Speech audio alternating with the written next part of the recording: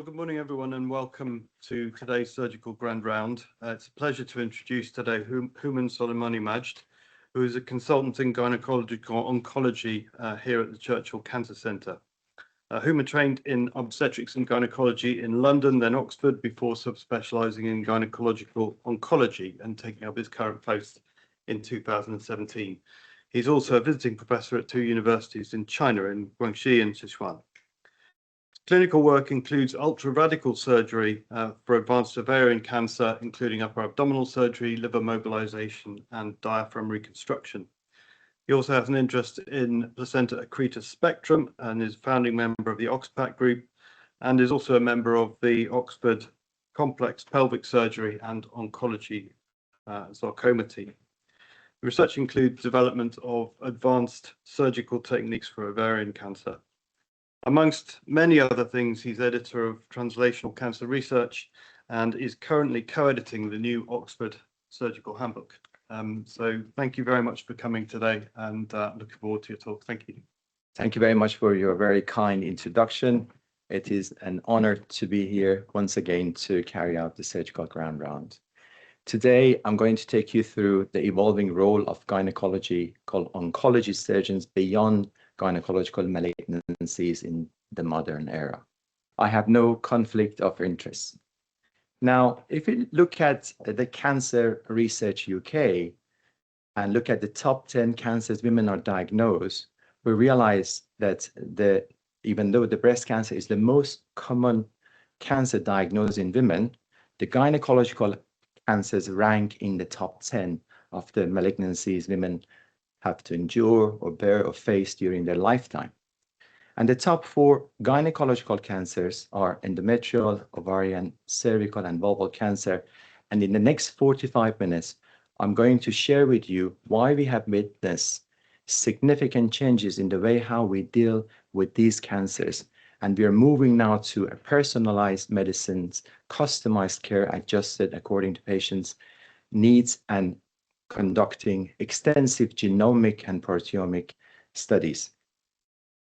Now, because we are seeing and we have witnessed extensive and vast changes in the management of gynecological malignancies, as a result, the question would be, will there ever be a role for a currently trained gyneco-oncological surgeons who are currently used to do extensive and radical operations? Because we will be seeing in the next 10 years that we will be doing less and less, and we will find ourselves in a position that the less is more. So we thought about this very carefully, and we wanted to make sure that in 5-10 years' time, we will still be able to utilize the skills we have accrued all these years. We have a wide range of skills in our toolbox, in our armamentarium, which we feel it would be wasted if we do not work collaboratively with others as we see this transition, which is a celebration for our women to be able to diagnose in the modern era when we have access to multiple treatment options. I start with the uterine cancer, which is the most common cancer in women, once upon a time called Cinderella disease, a disease that we did not know much about. Now we know plenty. It's the most common cancer in women, most common gynecological cancer in women. It ranks 4th, and we can see that the risk factors are very known for colleagues and friends who are here who don't do gynecology oncology. The risk factors are very similar to many other cancers we treat, like aging population, obesity, genetic predisposition like Lynch syndrome, and also women who are breast cancer survivors on tamoxifen, diabetes, polycystic ovaries. These have not changed. And Department of Health published a very comprehensive document, which I urge colleagues, if they have time, to read it. It's called the National Cancer Plan for England Delivery World-Class Cancer Care, which is very, very crucial, which has outlined what the prospect of the cancer care would be in United Kingdom by 2035. But in regards to obesity, you can see the prediction is that 50% of women will be obese by 2050. So some of these risk factors will not necessarily be rectified. Traditionally, we have made a diagnosis of gynecological cancer by ultrasound scan, endometrial biopsy, hysteroscopy, and biopsies. And now we have emerging non-invasive screening tests like VDZ, which is a simple vaginal swab, is a PCR-based test which detects DNA methylation associated with cancer. So we're moving on to performing much faster diagnosis, much quicker diagnosis, but also less invasive. So we do not put our patient through the burden of tolerating invasive procedures. Now, when it comes to the uterine cancer, as I said, once upon a time, a Cinderella disease, we have now seen the publications of PROMISE molecular classifier. As you all know, the Cancer Genome Atlas was launched in 2005 by National Cancer Institute, which identified 4 types of molecular classifiers in uterine cancer. One of them is called polyultramutated, one is the MMR deficient, and there's some 4 subtypes, and the P53 wild type and also mutants. So now we have come to know they're more into the management of uterine cancer beyond what we used to know. This laid out the foundation for colleagues, the FIGO committee, to think very quickly following the publication of TCGA to integrate these molecular classifiers in the FIGO staging, because we do know the prognosis and the outlook will be dependent on what these molecular profiling classifiers are. And this was published in 2023, and then this was further validated by the ESGO guidelines. And now, on a day-to-day basis, in our MDT, when we have a histology of patients with the uterine cancer discussed, we have access to these classifiers, so which will help us and it will enable us to be able to make a good plan post-operatively. Now, these works have been carried out for a long time. One of the very eminent clinical oncology colleague or clinical oncologist is Professor Karen Kutzberg from the University of Leiden, who has conducted multiple trials to see what are the benefits of post-operative radiotherapy in the management of women with the uterine cancer, and which women benefit from extended beam radiotherapy as opposed to revolve brachytherapy, or which women would benefit from having a radical chemoradiotherapy or chemoradiotherapy as opposed to just have extended beam radiotherapy. They conducted 3 trials, PORTEC-1, PORTEC-2, PORTEC-3, which stands for post-operative radiotherapy in endometrial cancer. And very recently, they published the results of the PORTEC-4A. Now, this is a breakthrough paper which has identified that the molecular integrated risk stratification safely individualizes adjuvant therapy in high to intermediate risk endometrial cancer, and 46% of women with favorable profiles were avoided adjuvant treatment, reducing over and under treatment. And this is a fantastic news for our patients coming through the door, because now we have level A evidence to be able to help us to carry out a decent academic consultation to help them to make an informed decision about which route they will go and whether they are high risk for recurrence or relapse. And this has changed what we are doing at the moment. This has been incorporated in multiple guidelines. We have national and international guidelines like ESGO, ESTRO-EST guidelines, and the BGCS guidelines. And this has now become a foundation of what we do on a day-to-day basis in real time. Now, in essence, we have seen the de-escalation in the management of uterine cancer. You can see we introduced the role of minimal access surgery years ago when we had the publication of LAP1 and LAP2 trials. Then we have VDZ test, a fairly non-invasive test, which is going to be incorporated and rolled out in the next few years. We have the new FIGO staging, which now has helped us to integrate the molecular classifiers. We have a sentinel node mapping now. We're not doing any more extensive lymph node dissection because the information of the sentinel node would suffice to help us to make a plan. And we have now trials going on about the circulating DNA in the post-operative follow-up. And now we have immune checkpoint inhibitors as well. So it's a very, very, has been a very dramatic change in the way in the last 24 months. And also I forecast in the next few years in the way how we manage the uterine cancer. That would mean that in future we will have patients with less being subjected to less toxicity and less side effects or complications, and also perhaps they will have a much better outlook oncologically. What about the cervical cancer? Cervical cancer also has gone through significant changes, and we have witnessed clear de-escalation in the management of cervical cancer. This photo, as you can see, is a classic example of radical Wertheim hysterectomy, the operation which was described by Ernest Wertheim almost a century ago. And in order to achieve a specimen like that, we had to do a radical operation, excise the parametrium, and try to get as many as nodes we can. But now that is changing rapidly. One of the first changes was introduced in 2018 by FIGO, which identified that the lateral extent of the carcinoma is no longer considered in distinguishing between FIGO stage 1A and 1B. What meant was that we do not need to do a very radical, extensive lateral excision to be able to make a diagnosis. So the changes started then. Then we have two breakthrough phase 3 prospective non-inferiority randomized controlled trial. First one published in the New England Journal of Medicine in 2018, led by Professor Pedro Ramirez from MD Anderson and Anders Obermeyer from Brisbane in Australia, which identified that we should not be doing minimal access surgery in the management of cervical cancer because that would put the patient's oncological outcome at risk. And that changed the practice, something that we didn't know until we had the results of this trial. And very recently, a SHAPE trial published by and led by Professor Mary Plant from Canada, which has identified perhaps we should be doing simple hysterectomy as opposed to radical hysterectomy in women with low-risk cervical cancer.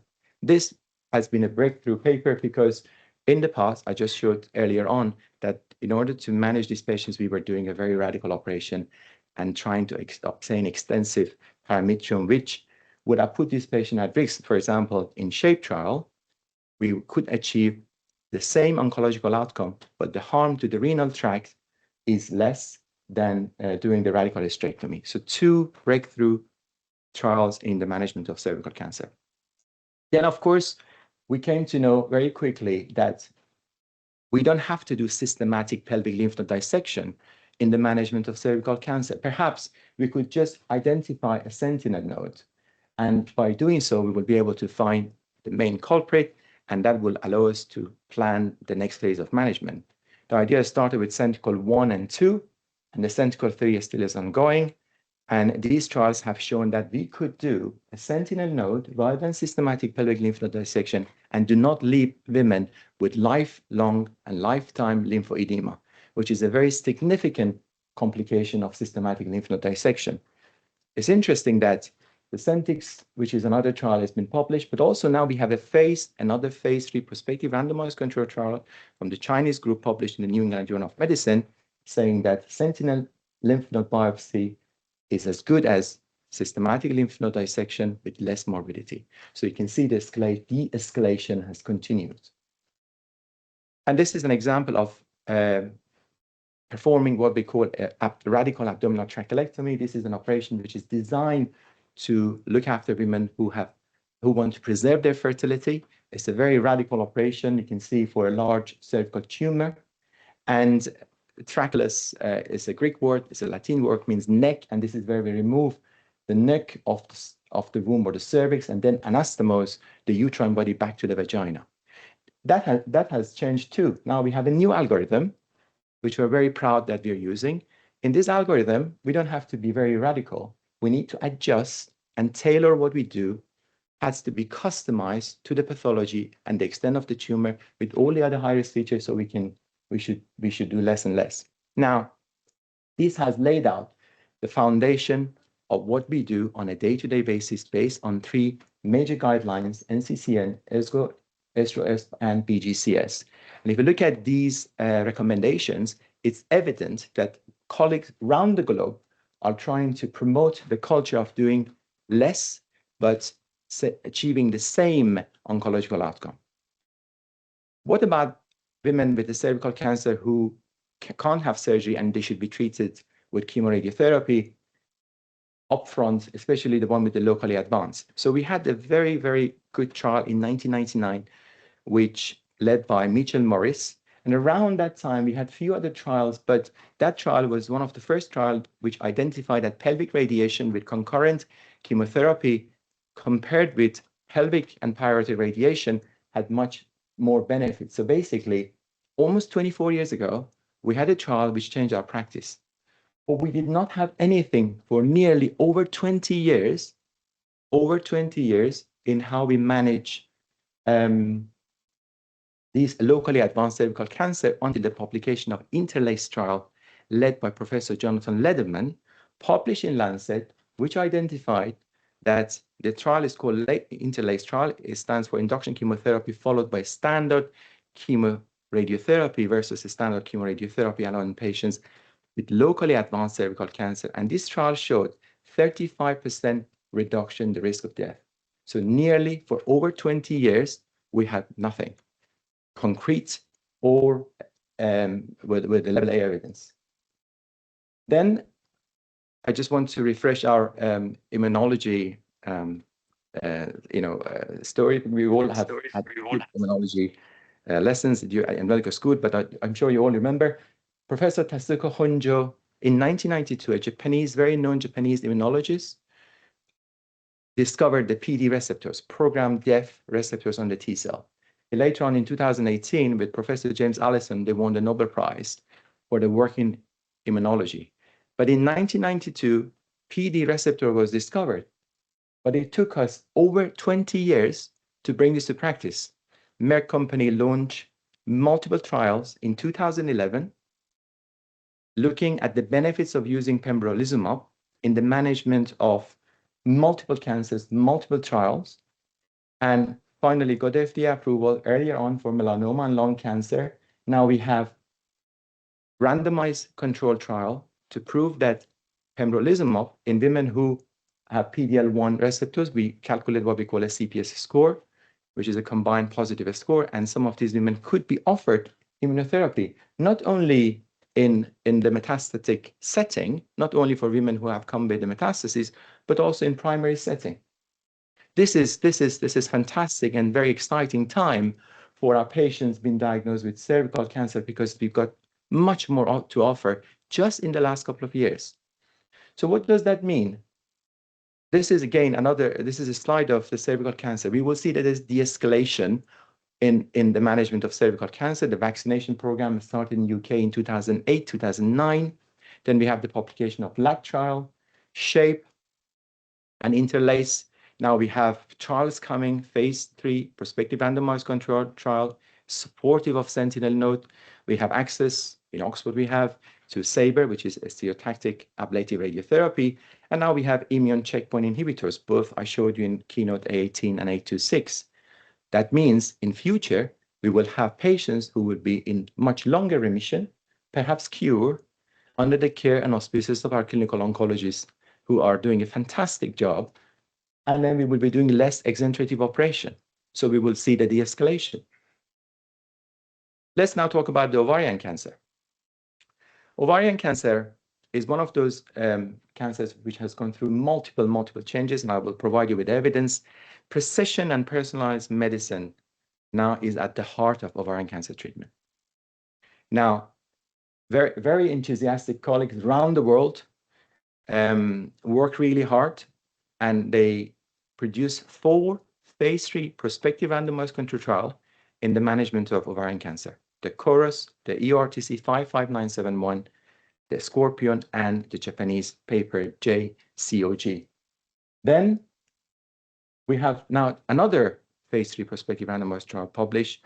The data has been shared. The paper still is awaited, called a TRUST study, a trial of radical upfront surgical therapy in advanced ovarian cancer.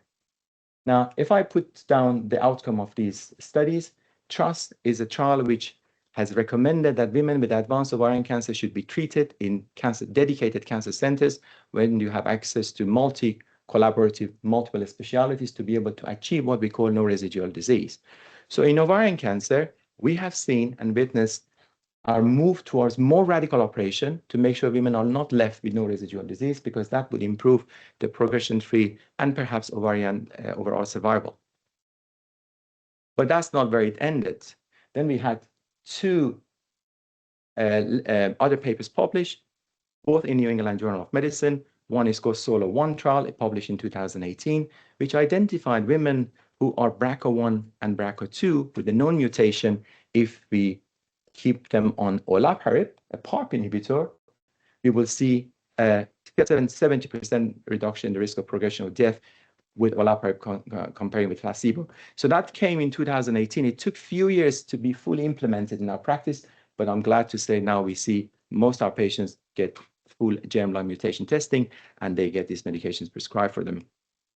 Followed by another trial, again published in New England Journal of Medicine in PAOLA-1 trial in 2019, which showed that the patients who are HRD positives, homologous recombinant deficient positive, these patients would benefit from having bevacizumab and olaparib. So these are all just the last couple of years. It means that women who have received such an invasive operations, they have the options to be kept on maintenance therapy, and the risk of recurrence and relapse would be less. What about HIPEC?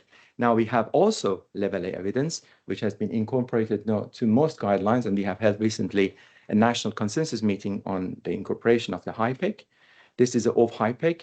And again, the OV-HIPEC has shown that median overall survival has increased by 12 months when women may receive intraperitoneal chemotherapy, or we call it a chemobath, at the time of interval cytoreductive surgery. Now, as a result, this has laid out the foundation of the three major guideline group. One is ESGO, European Society of Gynaecological Oncology, NCCN, the American Cancer Network, and BGCS.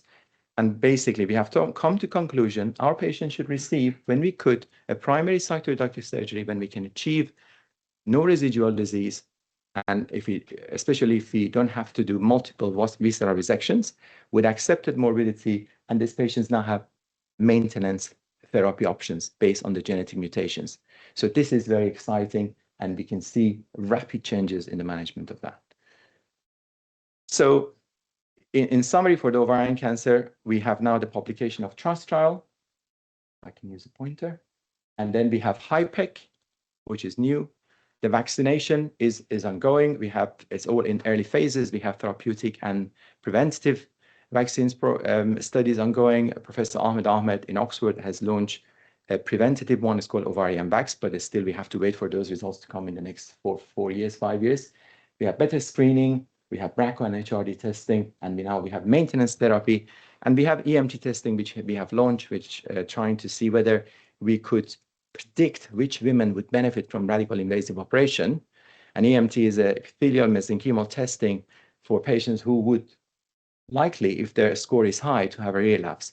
So these are very, very new, and has kept us, I must say, all of us on our toe when we go to see our patients who are very knowledgeable, very well read, up to the scratch, and they ask these questions, and this is all happening very quickly.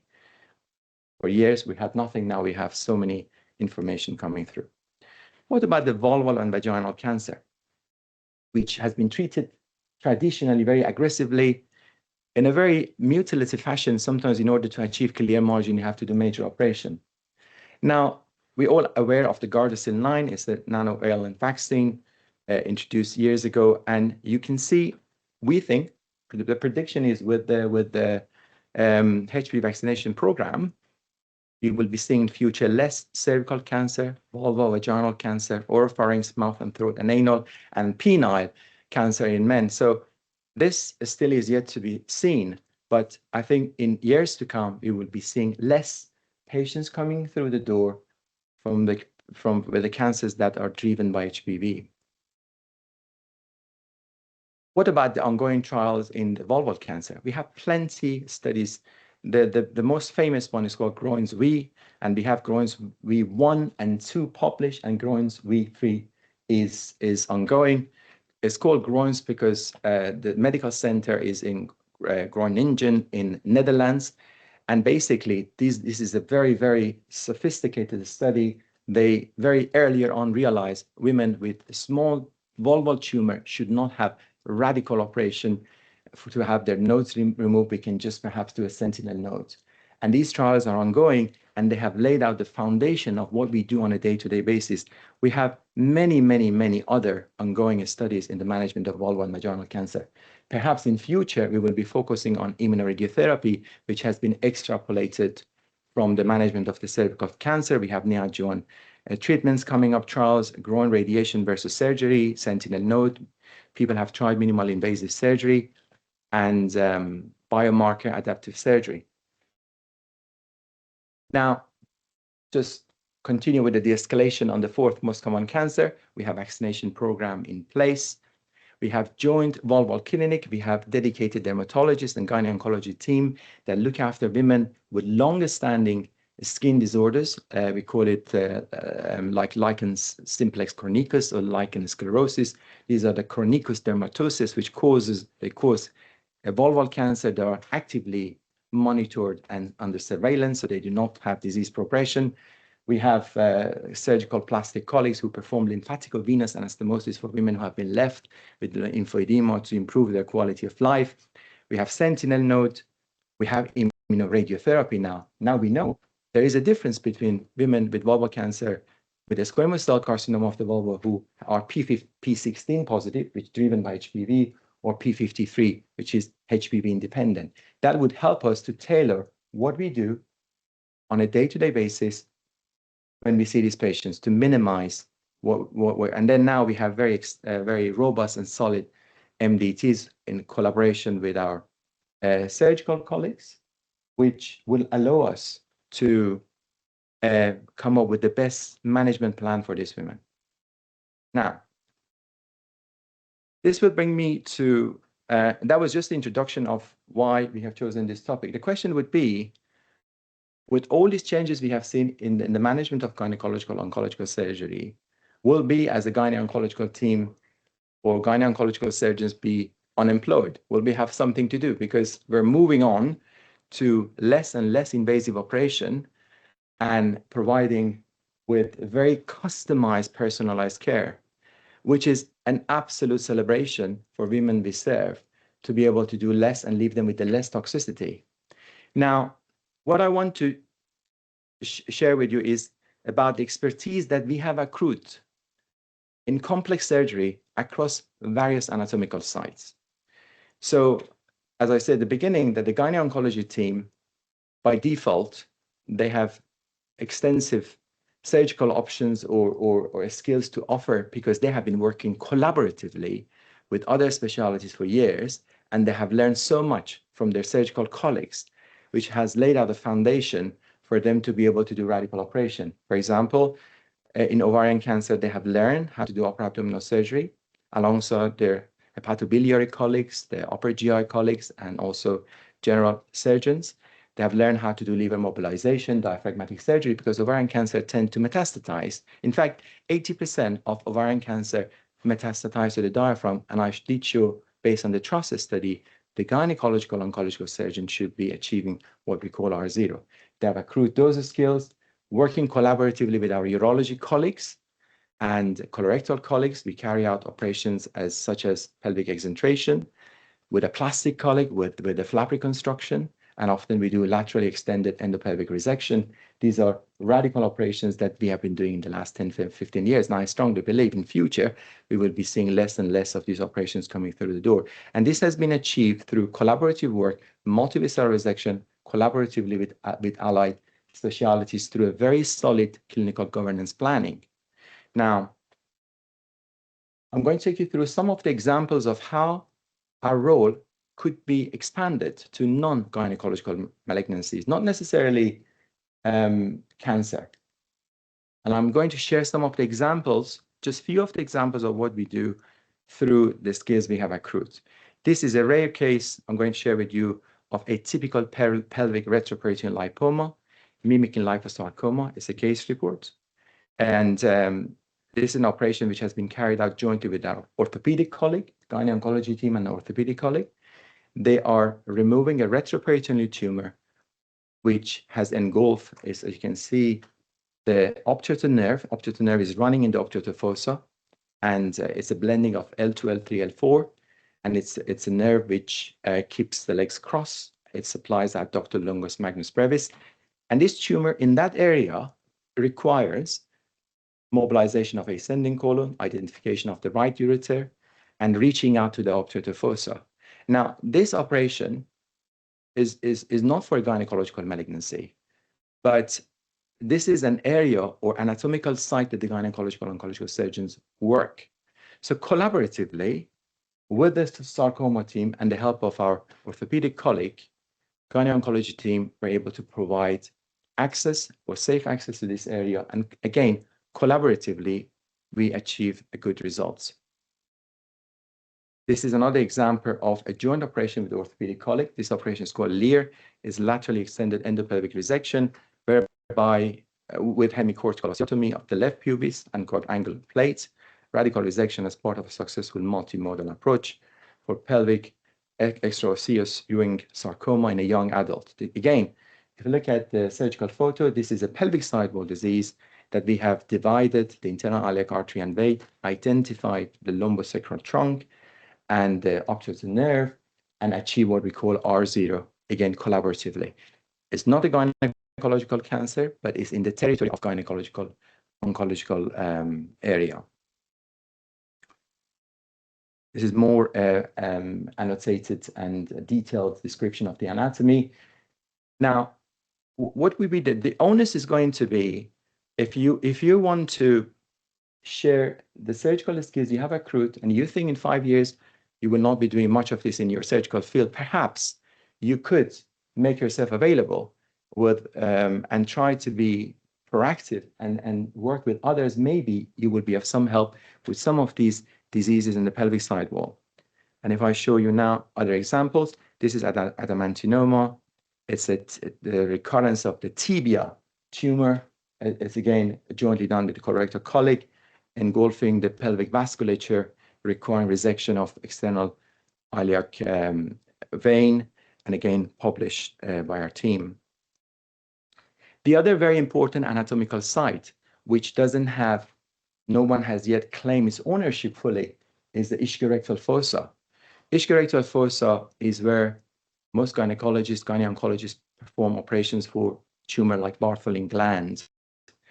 And again, because of its transperineal approach, the gynaecologists have managed to work collaboratively with the sarcoma team and the plastic team to be able to reach these areas and perform operations as such. This is a 10-step surgical approach to radical excision of a primary ischiorectal fossa tumor with IGAP, VY, flap reconstruction. This is something that, again, is not a gynecological oncological cancer, but perhaps gynecologists could be of help. Another example is, again, joint operation with our plastic colleagues. This is a ischiorectal fossa tumor. And these are the patients often discussed in multiple MDTs, lower GI, plastic, and these are specific, unique anatomical sites. They don't have their own MDTs because they're very rare, and it does require a multi-collaborative work to achieve good results. This is a rare pelvic schwannoma. I'll give you another example. This is a perisacral clear cell carcinoma of Mullerian origin for someone who has had her hysterectomy and gynecological organs removed almost 20 years ago. Again, the perisacral and retrorectal areas, these are another areas in the pelvis that perhaps have not been yet claimed by anyone specifically, but it's an area or realm of gynecological oncological surgeons operating, which again, collaboratively with the colorectal colleagues, we could have something to offer. Now, this is an example of another perisacral tumor. This is an EGIS, rectovaginal extragastrointestinal stromal tumor. It's an addition entity to be considered in differential diagnosis of tumors of the rectovaginal septum. Now, other things that we could do? Yes, of course we can. So working around the pelvic vasculature has enabled us to be able to do more access to pelvic vasculature. We have published the application of a stepwise pelvic devascularization in the management of severe placenta accreta. Basically, we have now incorporated that we are able to reach to this vasculature without the need to use IR. It's just because that's something we do on a regular basis when we do gynecological operation, even though this is not a gynecological oncological operations, but if someone's life is at stake, especially in pregnancy, by resorting to this approach, we will be able to lose less blood and perhaps perform a safe operation. Again, this is an example of how the role of multidisciplinary team is very helpful in surgical management of intractable tube or an abscess as a late sequelae of challenging Crohn's disease in modern era. These are the other very complex group of patients coming through the door with the Crohn's disease, which do require multi-collaborative work. And I strongly feel the gynaecological surgeons should make themselves available whenever they've been asked to help, even though they're not cancer, but they could be equally very complex. This is another example of very complex hidradenitis suppurativa on a background of long-standing Crohn's disease, requiring radical pelvic and this is joined with the spine surgeon, patient required to have partial sacroectomy and coccygectomy because of long-standing osteomyelitis. Then she had to have radical vulvectomy and flap reconstructions. It's not a cancer operation, but it's far, far more complex than cancer operation. So it's very important that to be aware of these pathologies around us so we can help and we can work together. And this is another example of what we call a benign but extremely difficult intravascular leiomyomatosis involving the retroperitoneum, requiring a major operation. And you can see almost all these works are published. And if you look at the authorships, almost we have representative of all the specialties who have made this happen. So it's rapidly changing. Now, in conclusion, I want to say that the modern gynecological oncological surgery is beyond gynecological cancer. I think we have to accept that. And we have to understand that we have a pivotal role to play when it comes to help and work in a multi-collaborative work. Expertise of being able to deal with the pelvic side wall, retroperitoneum, ischiorectal fossa, vascular knowledge is something that we have accrued over the years. There is a value in critical and complex non-gynecological and non-cancer surgery, so we may perhaps provide and share those knowledge. And I think in future, when it comes to training for our subspecialty training program or European Society Gynaecology curriculum, it's very important that we reflect these cross-specialty surgical roles so we can work collaboratively, because the key is to bring everyone together. And what will happen in future in terms of infrastructure and workforce planning, job plans should support gynecological surgeons as part of wider multidisciplinary teams. And I would like to finish this by saying that the concept of de-escalation is a hot potato, is discussed widely and religiously in the gynaecology. And these are the colleagues that this month are going to discuss this, and they have said that at the very end, the success of de-escalation will not be based on scientific achievements, but on a behavioral change within our field. That requires the humility to accept that more is not always better, the discipline to insist on high quality evidence before intensifying treatment, and the courage to rely on biology and data rather than habit and tradition. Thank you very much for listening to me.